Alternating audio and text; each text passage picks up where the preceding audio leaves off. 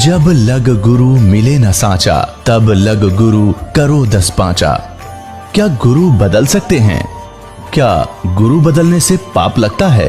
अध्यात्म के इस मैदान में आखिर सही गुरु कौन है? गीता जी में वर्णित तत्वदर्शी संत कौन है?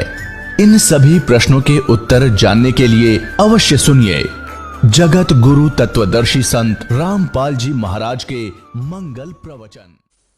सतगुरुदेव की जय। बंदी छोड़ कबीर परमेश्वर जी की जय। बंदी छोड़ गरीबदास जी महाराज जी की जय। स्वामी राम देवानंद जी गुरु महाराज जी की जय हो।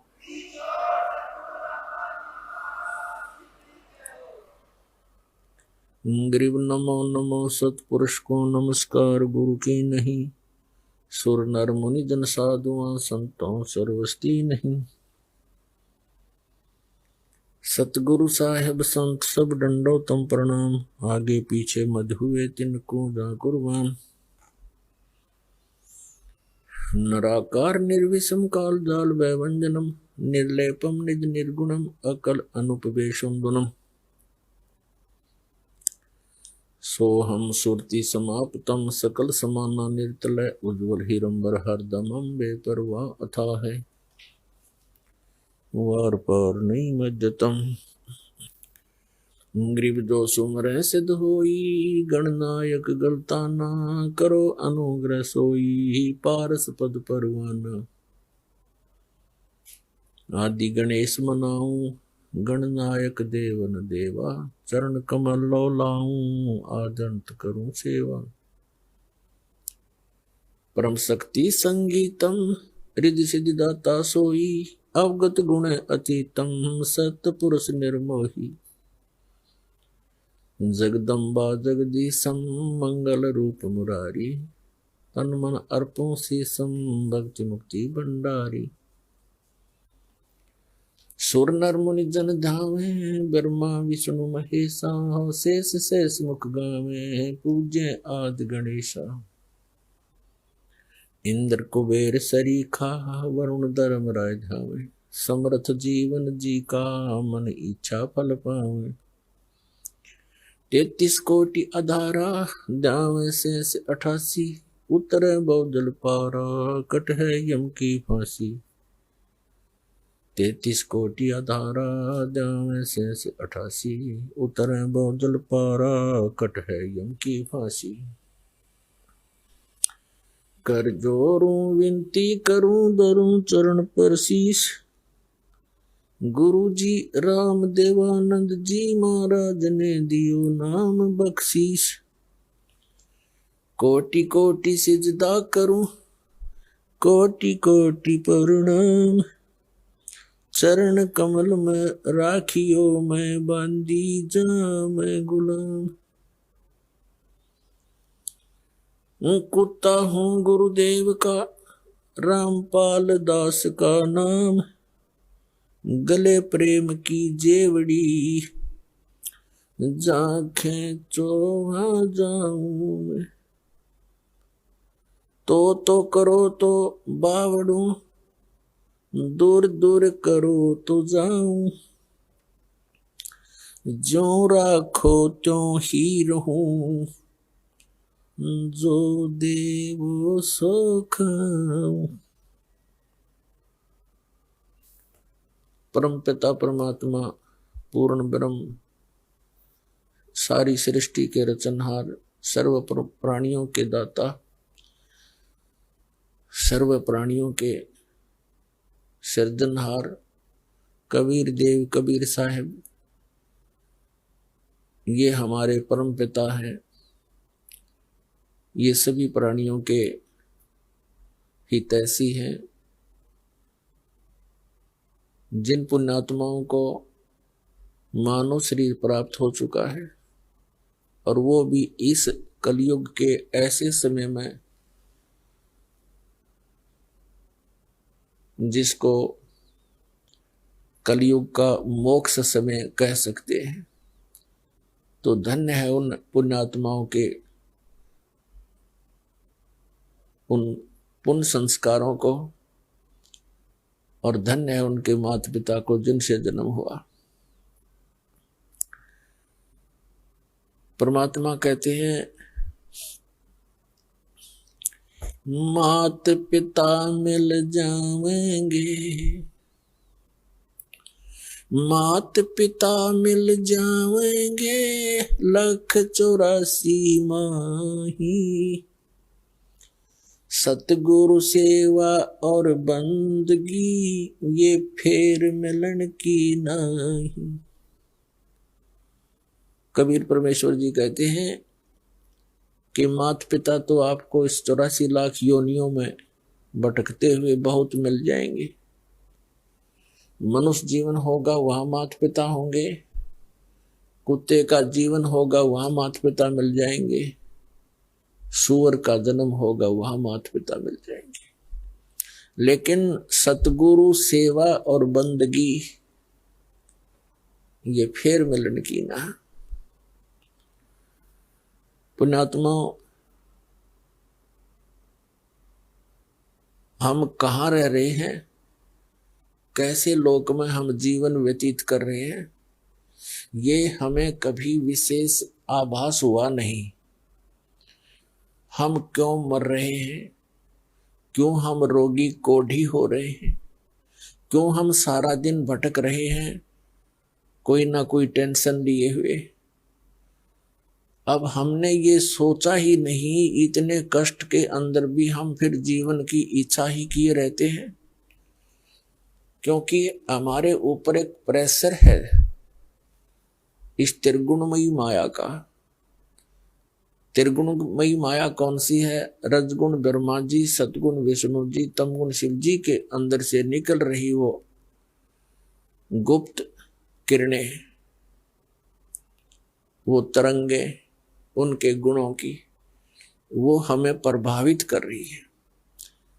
कैसे कर रही है? जैसे वो भगवान अपनी राजधानियों में, अपने लोकों में रहते हैं, उनसे निकल रही ये तरंगे हमें यहां प्रभावित कर रही है। जैसे एक रसोई के अंदर मिर्चों का छौंक लगता है, वह मूल वस्तु साकार रसोई के अंदर है, उससे निकल रही वो तरंगे दूसरे कक्षों में बैठे हुए व्यक्तियों को भी प्रभावित कर रही है। छींकें आ रही हैं, उन छींकों को रोकना उस व्यक्ति के वश की बात नहीं। और उन छींकों का कारण कौन है? वो साकार मिर्च जो रसोई के अंदर है। ठीक इसी प्रकार उन भगवानों से निकल रही ये तीनों गुणों की किरणें, रेज हम सभी को यहाँ प्रभावित किए हुए हैं,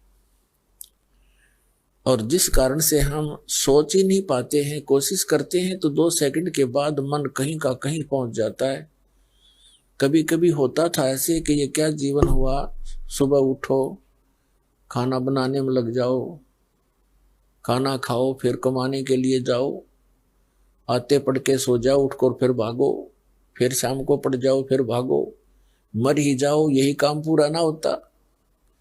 लेकिन कभी कभी आती थी ये बातें, फिर 2 सेकंड के बाद ही कोई और ही बात याद आ जाती थी, उसको भूल जाते थे। और यदि हमें ये आभास हो भी जाता थोड़ा बहुत, तो फिर करते क्या? हम घर छोड़ जाते थे, जंगल में चले जाते थे। जंगल में जैसे भगवान हमने बांध कर बैठा रखा, जाते मिल जाएगा। ऐसी हमारी गलत भावनाएं थी। हम अज्ञान के कारण इस काल के इस जाल को समझ नहीं सके। उसको समझाने के लिए स्वयं परमात्मा आए। वो हमारे पिता हैं, हमारे जनक हैं, क्योंकि अपने का दुख अपनों को ही होता है। तो इसके लिए परमात्मा कहते हैं, कबीर ये माया अटपटी और सब गट आण अड़ी, किस किस ने समझाऊं या कुआ भांग पड़ी। या त्रिगुणमयी माया की, यहाँ के सुख सुविधाओं की, यहीं के चोचलों को देखकर मन यही भ्रमित रहता है। तो ये भांग पी रखी हमने नहीं। जब ये भांग उतर जाएगी, आप बाकी का जीवन गिन गिन कर काटोगे। भगवान कद पीछा छूटे इस गंदे लोक ते। अरिवज्ञानता के कारण हम यही सुविधाएं, यही जुटाने के लिए लगे रहते हैं। यही की सुख सुविधाएं प्राप्त करने के लिए हम संतों ऋषियों के पास, मंदिरों मस्जिदों में जाते रहते हैं। और ये हमारे साथ ना चली और जीवन सारा इन्हीं की जोड़ जुगाड़ में व्यर्थ हो जाता है। तो वो ज्ञान परमात्मा ने आके दिया। तो यहां बताया है कि माता पिता मिल जाएंगे लख 84 में, और सतगुरु सेवा और बंदगी भाई फिर मिलन की ना। अपने आत्मा सतगुरु शब्द एक बहुत महत्वपूर्ण है। अब जैसे गुरु किसे कहते हैं? गुरु उसको कहते हैं जो मार्गदर्शन करता है, वो अपने अक्षेत्र का मास्टर होता है। जैसे कोई मैकेनिक है, उसको भी गुरु मानते हैं, उसके शागिर्द जिनको वो उस पर वो ट्रेनिंग देता है। ऐसे ही अक्षर ज्ञान देने वाले भी टीचर, वो भी गुरु कहलाते हैं, वो अपने विषय के मास्टर होते हैं। बहुत अच्छी बात है, उनको गुरु कहा जा सकता है। लेकिन अध्यात्म मार्ग के अंदर दास ने देखा है कि गुरु पद पाकर भी वो बिल्कुल नालायक आदमी है, उनको कख नहीं पता अपने सब्जेक्ट का। अब जो आध्यात्मिक टीचर हैं, गुरु हैं, तो उनको अपने सिलेबस का ज्ञान होना चाहिए। तो वो टीचर हैं, न काहे के टीचर हो तो बकवादी इंसान है। जिस अध्यापक को अपने सिलेबस का ज्ञान नहीं, अपने सब्जेक्ट से परिचित नहीं, उसके बाहर का ज्ञान विद्यार्थियों को सुना रहा है, तो विद्यार्थियों का शत्रु है वो व्यक्ति। वो गुरु नहीं है, भले ही उसको गुरु कहते हैं, टीचर कहते हैं, वो तो गलत ज्ञान टीच कर रहा है। तो यहां सतगुरु शब्द की इसलिए आवश्यकता पड़ी कि ये गुरु पद पर विराजमान व्यक्ति ये गुरु नहीं है, ये झूठे हैं, इसलिए सतगुरु की आवश्यकता पड़ी। सच्चा गुरु, सच्चा टीचर, रियल टीचर। तो इसका मतलब सच्चा गुरु है तो कोई झूठे गुरु भी है, तभी तो सच्चे शब्द की आवश्यकता पड़ी। तो उसकी पूर्ति करने के लिए स्वयं परमात्मा ही आते हैं। परमेश्वर की वाणी माता है, 3 लोक और भवन चतुर्दश कोई नहीं सत्संगी। सत्संगी का अर्थ होता है जो पूर्ण रूप से सत्य को आधार मानकर अपनी सर्व आध्यात्मिक क्रियाओं को करता है, वो सत्संगी कहलाता है। और वो सत्संग कहां से सुनने को मिलता है? सतगुरु से मिलता है। तो जो भोली आत्माएं नकली गुरुओं के पास साधना कर रही है, उनके शिष्य बन गए हैं, वो सोच तो ये रहे हैं कि हमें सतगुरु मिल गए, लेकिन ये उनकी भूल है, क्योंकि उनको ज्ञान नहीं। तो उसकी पूर्ति करने के लिए, उसका निराकरण करने के लिए, इस अज्ञान का नाश करने के लिए स्वयं परमात्मा आते हैं। और जिस लोक में हम रह रहे हैं, ये काल का लोक है। इस लोक का काल है राजा, और ये माया जाल पसारा हो।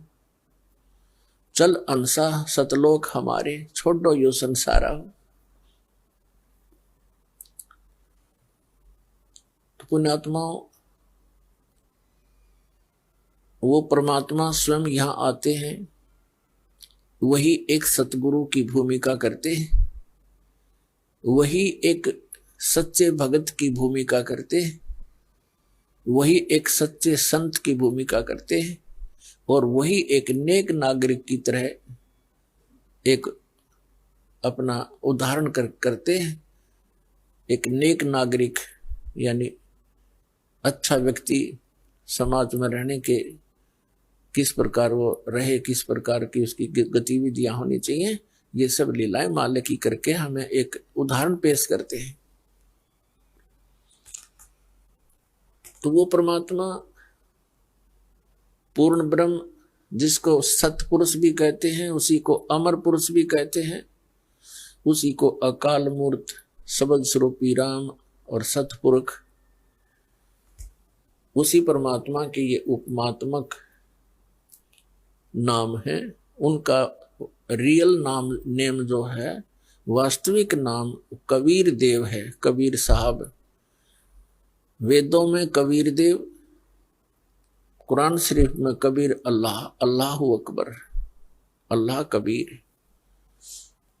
भले ही इन्होंने अपने हिसाब से उनका अर्थों के उस कबीर शब्द के अर्थ कर दिए हों, लेकिन वो बोध उस पूर्ण परमात्मा का ही है, पूर्ण परमात्मा का, अमर पुरुष का। कबीर परमेश्वर जी ने 600 वर्ष पहले जब इस कलयुग में आए थे, सन 1398 से सन 1518 तक 120 वर्ष परमात्मा यहाँ रहे और एक जन साधारण जैसी लीला की, जो कि वो प्रत्येक युग में ऐसी एक लीला करते ही करते हैं। तो उस समय वो एक शिशु रूप धारण करके सतलोक से आए थे अपने निज धाम से, और एक कमल के फूल पर आकर विराजमान हो गए थे नवजात शिशु का रूप धारण करके। वहां से एक निसंतान दंपति नीरू और नीमा, जो जुलाहा थे, जुलाहे का कार्य करते थे, उठा ले गए थे। जुलाहे के घर पे परवरिश होने के कारण और बड़े होकर के जुलाहे का कार्य करने के कारण वो परमात्मा जुलाहा कहलाए। स्वयं परमेश्वर ने अपनी वाणी में कहा कि अवधू अवगत से चलाए, मेरा किसी ने भेद मर्म नहीं पाया। मात पिता मेरे ना ही ना मेरे गर्दासी, और जुल्हे का सुत आन कहा जगत करे मेरी ऐसी। उस परमात्मा ने 600 वर्ष पहले कहा था कि वेद मेरा भेद है, मैं ना वेदन के माही, और जौन वेद से मैं मिलूं, ये वेद जानते नहीं। परमात्मा ने कहा था अपनी प्यारी आत्मा धर्मदास जी को कि चारों वेद मेरा ही गुणगान करते हैं, पर इन वेदों में वर्णित विधि से मेरी प्राप्ति नहीं हो सकती, क्योंकि वेदों में केवल ब्रह्म तक के पाने की यानी भक्ति का विधान वर्णित है, और परम अक्षर ब्रह्म यानी सतपुरुष की भक्ति का मंत्र उसमें ऑप्शन छोड़ दिया है कि उसको तत्वदर्शी संत बतावेंगे, उनसे सुनो।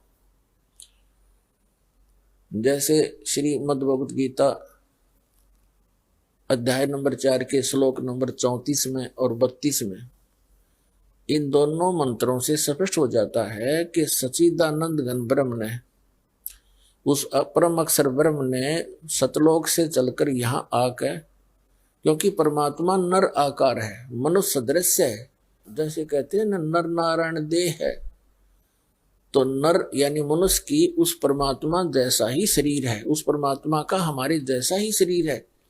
और जिन महापुरुषों ने परमात्मा को देखा उन्होंने बताया हमरे ही हुनियार है, हमारा सृजनहार, हमारा जो रचने वाला है, हमारा भगवान हमारे जैसा है, हमारी उनिहार, हमारी जैसी सूरत है, लेकिन उसकी सामर्थ्य और उनके शरीर का जो तेज है वो हमसे कई गुना है वहां सतलोक में। और गीता जी में लिखा है 4th अध्याय के 32वें श्लोक में कि धार्मिक अनुष्ठानों की यथार्थ जानकारी विस्तार के साथ सच्चिदानंद घन ब्रह्म की वाणी में वर्णित है। ब्रह्मणे मुखे मूल पाठ में, गीता अध्याय नंबर 4 के श्लोक 32 में के मूल पाठ में एक शब्द है ब्रह्मणे मुखे। ब्रह्मणे माने सच्चिदानंद घन ब्रह्म, क्योंकि यहाँ इन अनुवादकर्ताओं ने अपनी अज्ञानता के कारण अनर्थ कर दिया। ब्रह्मणे मुखे का अर्थ लिख दिया वेद की वाणी। वेद की वाणी तो गीता में बोली ही जा रही है, गीता ज्ञानदाता, गीता वेदों का ही तो निष्कर्ष है। यहां गलत कर दिया इन्होंने। इस ब्रह्मणे का अर्थ, ब्रह्मणे शब्द का अर्थ गीता अध्याय नंबर 17 के श्लोक 23 में सही कर दिया।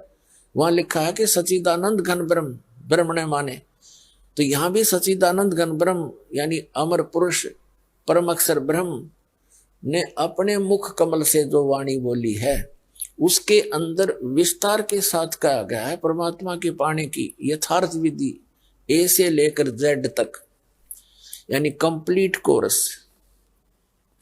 उसके बारे में फिर कहा कि 4th अध्याय के 34वें श्लोक में कि उस ज्ञान को तू तत्वदर्शी संतों के पास जाकर समझ। इससे सिद्ध है कि गीता ज्ञानदाता उस रियल वे ऑफ वर्शिप से, उस मेथड से वो परिचित नहीं है। उसने अपने सतर का ज्ञान दिया है। गीता अध्याय नंबर 4 के श्लोक नंबर 13 में कहा कि अर्जुन ओम इति एकाक्षरम ब्रह्म विभारण मामनुसमरण यह प्रयाति तजन देहम सयाति परमाम गतिम। क्योंकि ये ब्रह्म, ये सरपुरुष, ये काल श्री कृष्ण जी में प्रवेश करके गीता जी का ज्ञान बोल रहा है। तो वो कहता है मुझ ब्रह्म का केवल एक ओम अक्षर है, नथिंग एल्स। और भी जो तुम अटपट करते हो, ओम नमः शिवाय, ओम भागवते वासुदेव, फलाना फलाना, ये सब बकवादे हैं, ये मंत्र नहीं है।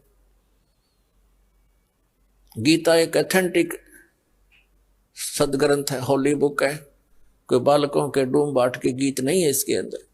तो हमने इन सदग्रंथों को आधार मानकर अपनी भक्ति को सुचारू करना है, अन्य छोड़ देना है जो गलतियां, जो गलत साधनाएं करे। गीता अध्याय नंबर 16 के श्लोक नंबर 23 और 24 में यही दृढ़ किया गया है कि जो शास्त्र विधि को त्याग कर मनमाना आचरण करते हैं उनको न तो सुख होता है, न उनको कोई सिद्धि प्राप्त होती है, न उनकी कोई गति होगी, तो यूजलेस। इससे तेरे लिए अर्जुन कर्तव्य की अवस्था में ये सदग्रंथ ही प्रमाण है। इन्हीं के आधार से जो करनी चाहिए साधना और ना करने योग्य है उनको त्याग देना चाहिए, करनी चाहिए उनको ग्रहण करना चाहिए। इससे अपने भक्ति मार्ग को सुचारू करना, किसी की दंत कथा पर विश्वास मत करना।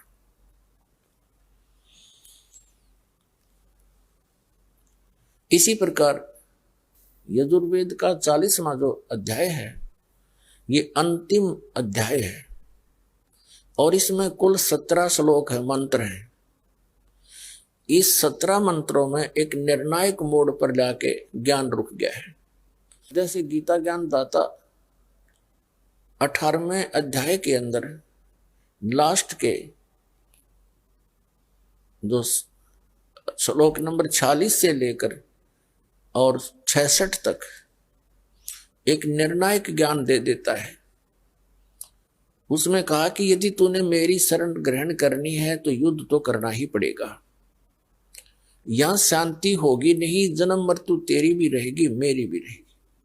18वें अध्याय के 46वें श्लोक में 61 और 62 में स्पष्ट कर दिया है कि जिस परमात्मा ने सब प्राणियों की उत्पत्ति की और वही परमात्मा अब सबको कर्म आधार से एक यंत्र की तरह घुमा रहा है, तो तू सर्वभाव से उस परमेश्वर की शरण में जा, उसकी कृपा से तू परम शांति को और सनातन परम धाम को प्राप्त होगा। 18वें अध्याय के 63वें श्लोक में कहता है गीता ज्ञानदाता कि अर्जुन जो मैंने गुप्त से गुप्त ज्ञान करना था तेरे तो कह दिया, इस गीता का ज्ञान। अब जैसे तेरा मन मानना ऐसे कर ले, मेरी शरण में रहना तो युद्ध करना पड़ेगा। 8वें अध्याय के 5 और 7वें श्लोकों में कहता है तो मुझ में मन वाला हो, मेरे में भाव बना, मेरा सिमरण कर, युद्ध भी कर, मुझे ही प्राप्त होगा। फिर तुरंत 8वें अध्याय के 8, 9, 10 में 3 श्लोकों में कहा कि उस परमेश्वर की शरण में जाना है, उसकी भक्ति करेगा तो उसकी शरण में जाएगा, मेरी भक्ति करेगा तो मेरे पास रहेगा, उसकी भक्ति करेगा तो उसके पास पहुंच जाएगा। 18वें अध्याय के 63वें श्लोक में गीता ज्ञानदाता कहता है कि अब तू सोच ले तूने कौन सा फैसला करना है, मेरी शरण में रहना है। तो 18वें अध्याय के 65वें श्लोक में कहा कि मुझ में मन वाला वो मुझे नमस्कार कर और मेरा ही स्मरण कर, मुझे ही प्राप्त होगा, डोंट वरी। फिर 18वें अध्याय के 64वें श्लोक में गीता ज्ञानदाता कहता तुझे एक गुप्त से और गुप्त भेद बता देता हूं कि जिस परमात्मा के शरण में जाने को मैं तुझे कह रहा हूं, 18वें अध्याय के 62वें श्लोक में, वो मेरा भी इष्ट देव है। ये गुप्त भेद है, मैंने तो ये मेरा गुप्त से गुप्त तुझे बता दिया है। एक तो गुप्त तो बता चुका है 18वें अध्याय के 63वें श्लोक में कि ये अति गोपनीय से भी गोपनीय ज्ञान तेरे को गीता वाला मैंने सुना दिया है, तो फैसला कर ले, डिसीजन कर ले, तूने मेरी शरण में रहना, युद्ध करना पड़ेगा और जन्म मृत्यु तेरी भी बनी रहेगी मेरी भी रहेगी, ये तो समाप्त हो ही नहीं सकती। और उसकी शरण में जाना है तो उसकी शरण में जा, उसको उसके लिए संतों को खोज ले, मुझे नहीं मालूम। फिर 18वें अध्याय के 64वें श्लोक में तुरंत कहता है कि एक गुप्त और बताऊं, सुने, दोबारा सुन, मेरा पूज्य देव इष्ट देव वही है। तो और परमात्मा ने कहा था उस कि अवगत से चल आया मेरा कोई भेद मरम नहीं पाया। गोरखनाथ जी के साथ जब गोष्ठी हुई थी ज्ञान की परमात्मा के साथ गोरखनाथ से, तो परमात्मा ने कहा था कि अवधू मैं अवगत से चल आया मेरा कोई भेद मरम नहीं पाया। मात पिता मेरा नहीं ना मेरे गरदासी, मैं जुल्हे का सुत आने कहा जगत करे मेरी आसी।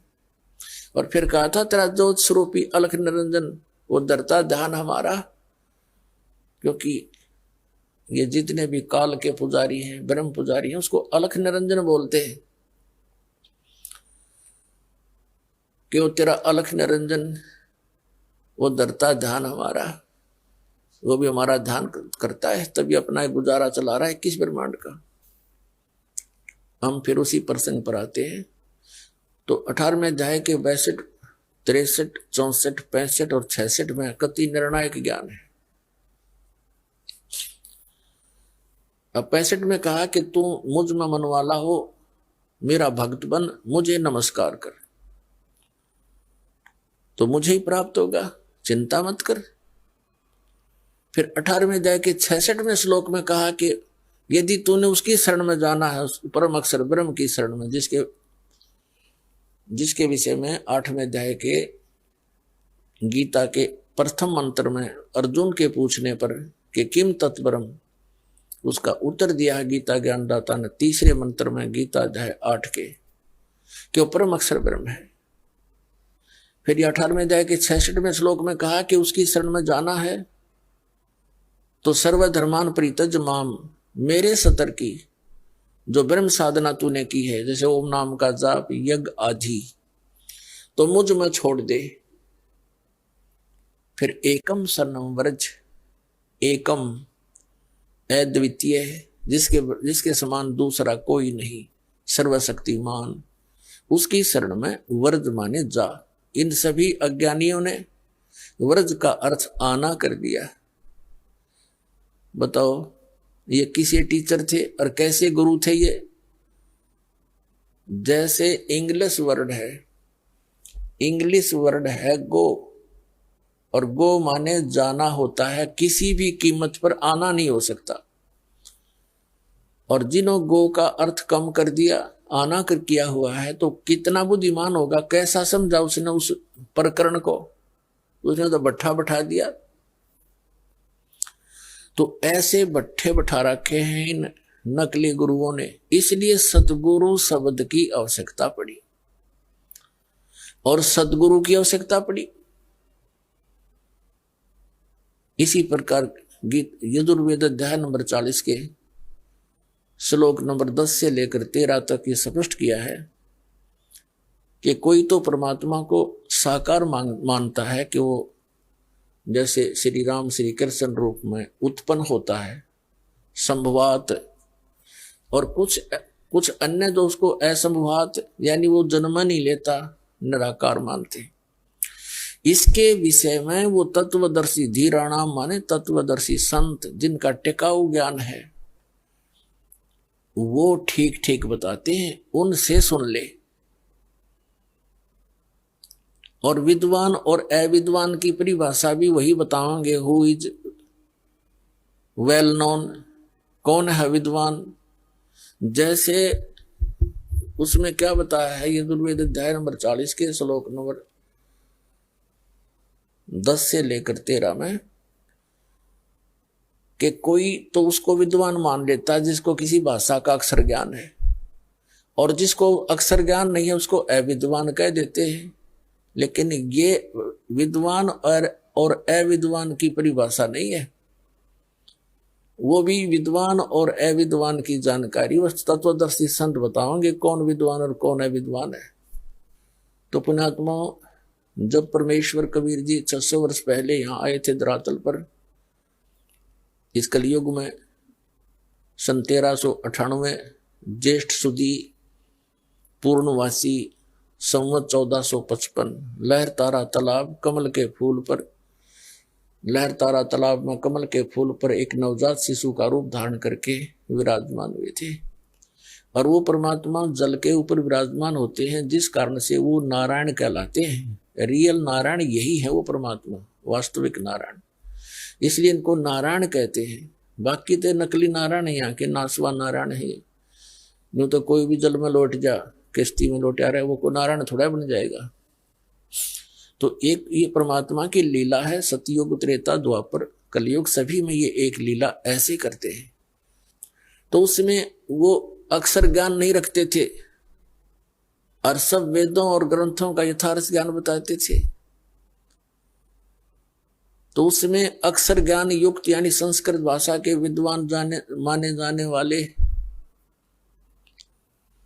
वो ऋषि, महर्षि और ब्राह्मण वर्ग, मंडलेश्वर, गुरु, महंत, आचार्य, शंकराचार्य, परमेश्वर कबीर जी को कहा करते ये अशिक्षित है, अविद्वान है, ये क्या जाने सदग्रंथों के गुड़ रहस्यों को, इसकी बातों में मत आना। और वो बिजली अभी तक गिरी रही क्योंकि हमारे पूर्वज शिक्षित नहीं थे। आज परमात्मा ने सबसे पहले हमें शिक्षित किया। पुण्यात्माओं, इस शिक्षा का हमें लाभ, एक विशेष लाभ यही है कि हम भगवान पहचान लेंगे। अन्यथा ये शिक्षा एक विष है इस मानव के लिए। इसको ये चातुर बनाती है, बेईमान बनाती है, माया जोड़ने के अतिरिक्त ये कुछ नहीं सिखाती है। कोई भी ट्रेनिंग शिक्षा देख लो, केवल धन उपार्जन उद्देश्य ही लेकर बच्चे पढ़ने जाते हैं और फिर वो उसी उद्देश्य से लगे रहते हैं। कोई बीच में मर जाता, वो जोड़ी जाड़ी कोठी बनी बनाई रह जाती है। जो इस मनुष्य जीवन से कार्य करना था वो तो प्रारंभ भी नहीं कर पाता ये आत्मा। तो उस परमात्मा ने ये थोड़ा सा विष हमें खिलाना अनिवार्य समझा, क्योंकि इसको फिर अमृत में बदलना था। विष से अमृत होत है जय कर जाने कोई। अब इस विष को हम अमृत में बदल लेंगे। इस शिक्षा का हम लाभ उठाएंगे, भगवान पहचानेंगे, सतलोक चले जाएंगे, जहाँ सदा सुखी रहेंगे। कहीं बुढ़ापा नहीं वहां पर, वहां मृत्यु नहीं। जो दास ज्ञान दे रहा है ये किसी लोकवेद के आधार से नहीं, सब सदग्रंथों को आधार मानकर, और जिन महापुरुषों ने परमात्मा को साक्षात्कार किया, सतलोक गए, वहां स्थान को देखा और वापस आकर उन्होंने गवाही दी, उन महापुरुषों के वचन आपके रूबरू कर रहा है। और इसको आपने हृदय में धारना पड़ेगा। ये लोकवेद मत समझना। और क्योंकि आप दूध के जले हुए अब लस्सी को भी फूकेंगे, लेकिन कुछ दिन में ये सब ठीक हो जाएगा, पता लग जाएगा। लस्सी तो लस्सी ही होती है और दूध ज्यादा गर्म था, वो गलती से पी गए हम। तो ऐसे अब ज्ञान हो जाएगा, फिर हम आपकी ऐसी प्रबल इच्छा बनेगी वहां जाने की, डटते नहीं डट सकते। इस ज्ञान के आधार से फिर भक्ति का ऐसा प्रेशर बनेगा। देखो हम बुढ़ापे में देखते हैं, कहते हैं इसका दिमाग काम नहीं करता, बुढ़ा कहें कुछ, सोचा कुछ, बोला कुछ। क्योंकि वृद्ध अवस्था में जैसी भी क्रियाएं हम करते रहे, वो शरीर में पूर्व जन्म की जो थोड़ी बहुत बैटरी चार्ज थी, संस्कार शुभ थे, उन्हीं को मनुष्य जीवन प्राप्त होता है, वो खत्म हो गए। तो हम भक्ति के प्रेशर से एज इट इज माइंड बना रहेगा और एक करट लगी रहेगी। जब शरीर छूटते ही एक कदम आपका सतलोक के अंदर होगा, क्योंकि यहाँ की तो आपको पता ही लग जाएगा। यहां से तो आप छक कर दुखी हो लोगे। और पहले बुढ़ापा हमारे लिए एक कैर था, अब वृद्ध अवस्था हमारे लिए वरदान सिद्ध होगी। क्योंकि पहले हम अज्ञानता के कारण इसी क्रिया को फाइनल मान रहे थे, हमारा काम पूरा हो गया, कभी मृत्यु हो जाए, चाहे दुखी रहें, चाहे भुगते, चाहे किसी प्रकार पड़े पड़े अंदर ही टट्टी करते रहते थे। बूढ़े बुढ़िया देखिए हमने, वो कह रहे थे हमारा काम पूरा हो गया, बस ठीक से। तो अब हम उन दुखों से एक चिंतित होवांगे और फिर इस बुढ़ापे से छुटकारे के लिए एक विशेष कसक बनाएंगे सतलोक में जाने की। और जहां आशा तहां बासा हुई, और भक्ति साथ होनी चाहिए। भक्ति बिना वहां कौन रखेगा अपने को। तो ये भक्ति का मार्ग आपको ऐसा मिल गया है कि कुछ ही समय में आप भक्ति से परिपूर्ण हो जाओगे। थोड़े ही करने से घना लाभ मिलेगा। जैसे एक तो सारा दिन मजदूरी करे, 200 रुपये प्राप्त करे। एक ऐसा सेठ साहूकार ऐसा बिजनेस करता, रोजाना का 1 लाख रुपए का गल्ला ले जाता है, तो वो कितना धन एकत्रित कर रहा। इसी प्रकार आपको ऐसा मेथड दिया जाएगा भक्ति का जिसके एक श्वास की इतनी कीमत बढ़ जाएगी। वो सतनाम के 2 अक्षर का जाप दिया जाएगा। उसके बारे में कहा है परमेश्वर की वाणी में कि सतनाम एक पालड़े, एक तराजू के तखड़ी के एक पलड़े में सतनाम के एक श्वास उस श्वास की कीमत। ये कंप्लीट मंत्र होता है। वो श्वास और उस श्वास से 2 अक्षर का पूरा जाप होती। एक मंत्र आपका आपके अकाउंट में जमा होगी वह कमाई। सतनाम पालड़े रंग हो रही हो और 14 लोक चढ़ावे राम रंग हो रही हो। दूसरे पलड़े में यहाँ के 14 लोक रख दे और 3 लोक पासिंग धरे रंग हो रही हो, वो तो ना तुला तुलाया राम रंग हो रही हो। अब ऐसा मंत्र आपको मिलेगा, तभी तो इसको सतनाम सतनाम की रट लगा रखी है कबीर पंथ के अंदर। और सतनाम का उनको पता नहीं कख भी और कितना कीमती है सतनाम।